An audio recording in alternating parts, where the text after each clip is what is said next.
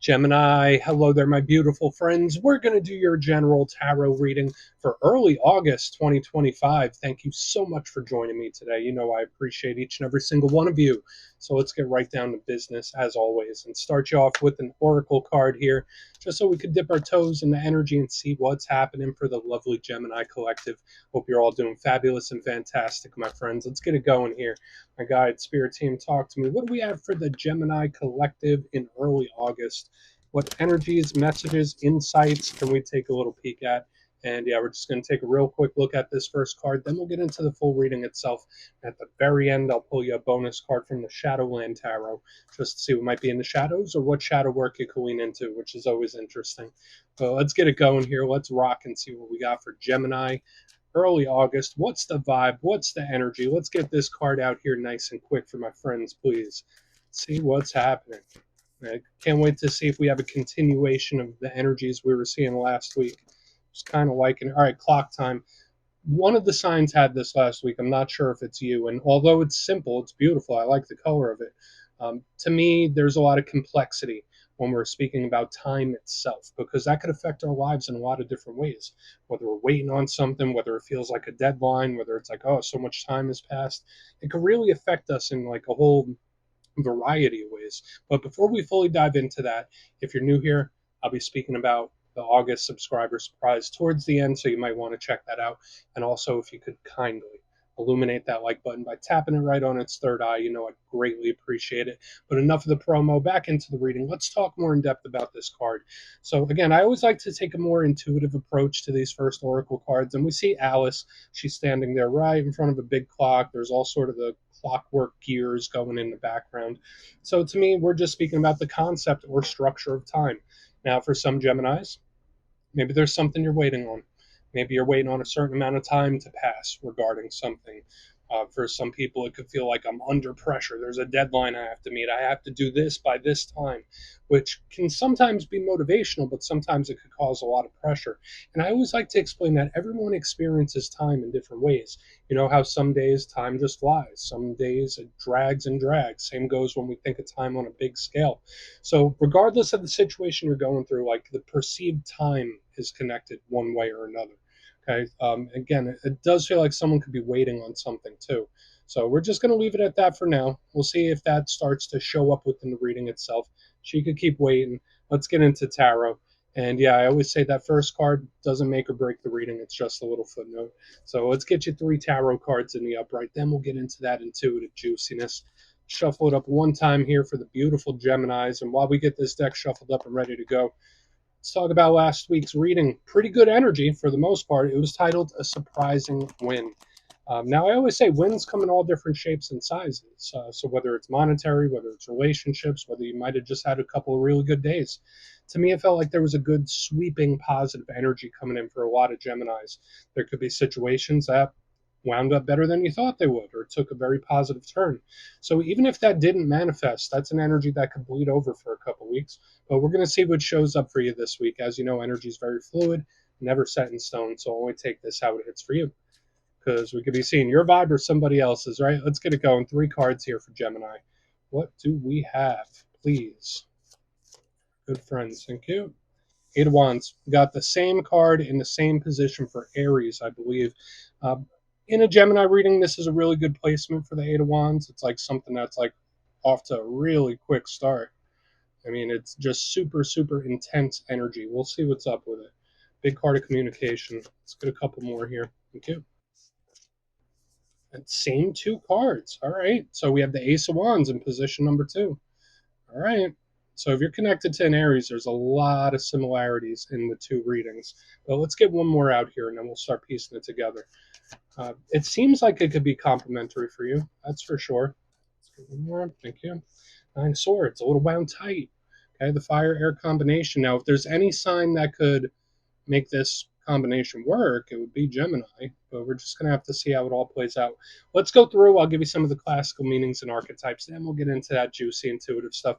But at first glance, you know I always look at the elements first because it informs us how the energy's moving, how intense it is. And we have fire and air. Now, luckily, Gemini is an air sign, so We have your comfort element, even though it's not the nicest card, it's a realm where you're pretty good. Air is the realm of communication, speaking. It's also the mindset, thinking, thought, strategy, planning. So there's a lot of that going on, a lot of thinking, very active mind. And then we have the fire right here, which is the realm of passion, action, movement, desire. It could be really good for getting things going. But the downside to all this fire is the fact that it could be volatile. It could be a little explosive, especially when we add the air in to the mix here. So this is an energy where it could go left, it could go right. It all depends, especially with the intensity that I'm picking up here in the front and the combination. So let's go through this piece by piece and really start to build it out. Position number one, we have the Eight of Wands. Now, as you can see there, we have the eight wands just cutting through the sky. I always like to say, to me, it looks like arrows, right? Just to give you a little glimpse into how my brain processes this card. And yeah, in the first position, it's pretty good because it tells me, all right, the energy might not be stuck. So if you're in a situation where you feel like the energy is a little stuck, might not be as stuck as it looks. That's definitely it. But this is fast. It's quick. If this is action, it's coming in hot. It's coming in out of nowhere. It's just like boom. It's super intense. This is an energy that could go from 0 to 100. This is a huge card of communication, messages, talks, and usually, yeah, again, it's arriving quickly. There's an exchange, especially with this card. The downside to it, we kind of already went through the downside of the fire, and the same thing goes here, the volatility. So again, it could be something where it goes off the rails. It could be something where the intensity picks up, or it's just an energy that comes in really, really quick. There's a strong unpredictability to this card. But again, it doesn't have to be a bad thing, especially for a Gemini. You could rock with this energy. If there's any sign that can make this work, it would be you. Now, moving to the center, we have a very similar vibe. We have the beautiful Ace of Wands right there. Now, all aces represent offers, they represent opportunities, especially this Ace of Wands. This could speak about your energy level. So, if you've been feeling a little down, if you've been feeling a little blah, this is good. This is an energy that seems to feel rejuvenated, feel better. Lots of energy. Could even be an overabundance of energy where you might need to put it somewhere, whether it's in a creative act or even physically. I really do like this Ace of Wands because it's just super passionate. It's something that lights the flame within you, and you're like, yeah, this is good. This is what I want. There's a certain desire that comes along with the Ace of Wands. But similarly to this Eight of Wands, it's a card of communication, speaking, talking, but it has that unpredictable nature where it's something that could fizzle out really quickly, or something that can intensify really quickly. So we have like this extreme of energy that seems to be showing up here, especially in the early part of the reading. Now, moving to the back end, this might be a hurdle. I guess it depends, but on the back end, as we get this Ace of Wands tucked right back where it belongs, this could just be a lot of chit chat. That could be a lot of talk. We have the Nine of Wands. And this is one of the cards where I always say you don't really need to be an expert in tarot to understand what it means. You see the person, they're up in bed, covering the face, they're stressed, right? They're hurt, they're nervous, they're anxious. I don't know why they're so on edge. Watch out for sleep issues when this card is here, whether it's you or somebody else. It's like having issues at nighttime, issues sleeping. Now, it's not all bad. It's not all stress. It's not all problematic. This card could just represent more subtle energies. This is one of the cards that I do link to paranormal and energy in general. So for some Geminis, maybe you're just extra sensitive to the energy around you, or the energy that's getting sent to you, or the energy of people you're connected to. That could very much be the case. And you might be more prone to paranormal experience when this card shows up too. Just make sure you're getting enough rest. I think that's important too, especially if you've been going through a wild time. Spirit could be wanting you to recover in one way or another. But I want to dive deeper on all of it, Gemini. Let's do it. Let's jump in and clarify. All right, let's get a good shuffle here for you, my friends. What is happening? And yes, this is where I go intuitive with the message, which means I just tell you how it feels to me. So feel free to do further research or rely on your base knowledge of tarot, because as you know, every single reading is about the reader's interpretation, and I'm just giving you mine. Let's go in on that Eight of Wands. Oh, and yes, if you're a reader yourself, please feel free to play along. That's why the box is here. If you're feeling any messages you want to give to Gemini, drop it right in the comments. I don't mind at all. All right, let's get it going. Why is the Eight of Wands here, please? What is happening? Thank you. Okay, so we have the World in the upright. This could be a cycle that's concluding. It could sometimes represent endings for sure, to me, but it's not like a ten of swords where it's like, oh no, this is terrible, this is bad. For some of you, this could actually be a really good thing. When I see the world, I do think of chapters closing, but also new ones opening. This could be a huge sign of like explosive change as well. Because remember, this is karmic, it's cyclical, it ties into metamorphosis. So when I see the Eight of Wands with this, it's like, no, something's changing quick. So there could be a situation where it does a whole 180. There could be a situation that shifts or changes in a very explosive manner. But again, for some of you, there could be a situation or something where it's reaching its apex. It could be coming to a conclusion, which isn't always bad. The world is just super in depth. And remember, it's the last of the major arcana. But when one chapter closes, a new one opens. And that's something I always like to stress whenever this card comes up. Because again, it's not the Ten of Swords, it's not the worst thing ever.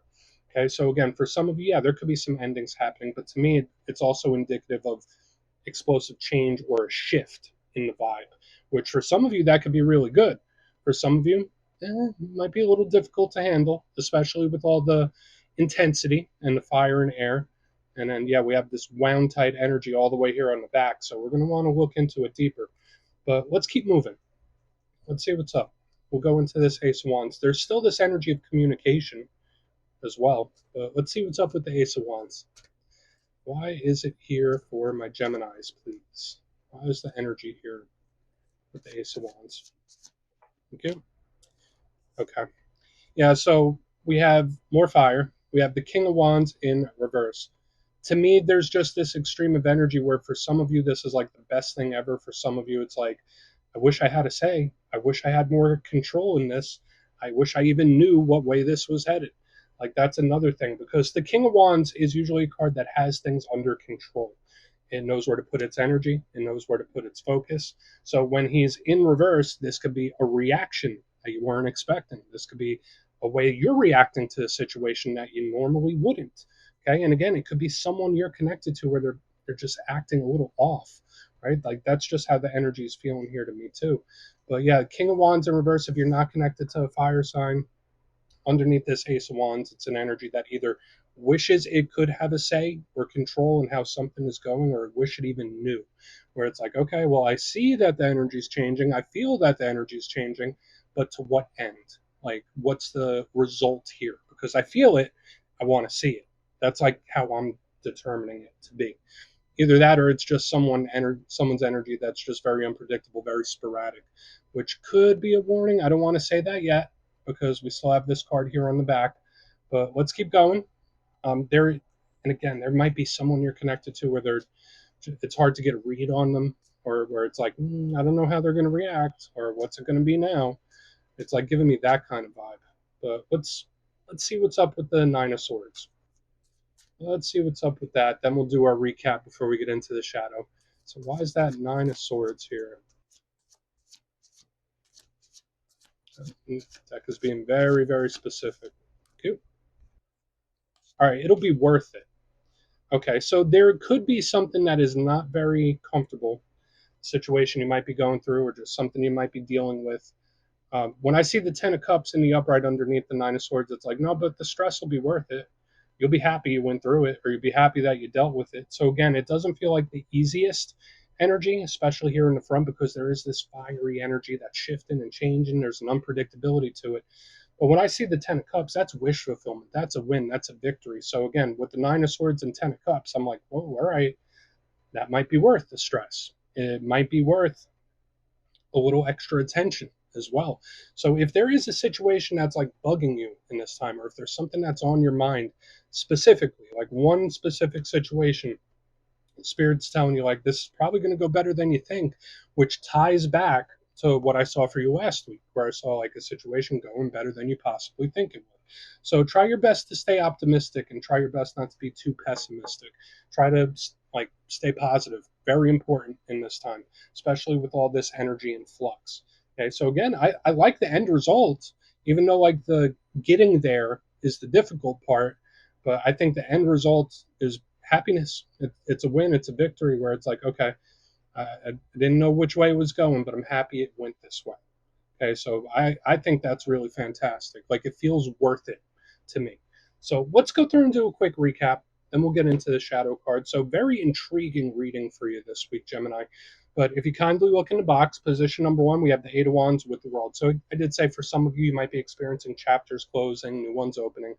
Could be an ending possibly, but the main thing I was feeling here is like an explosive change or an explosive shift in energy, where it's like it just does a 180, which can be very good for some of you.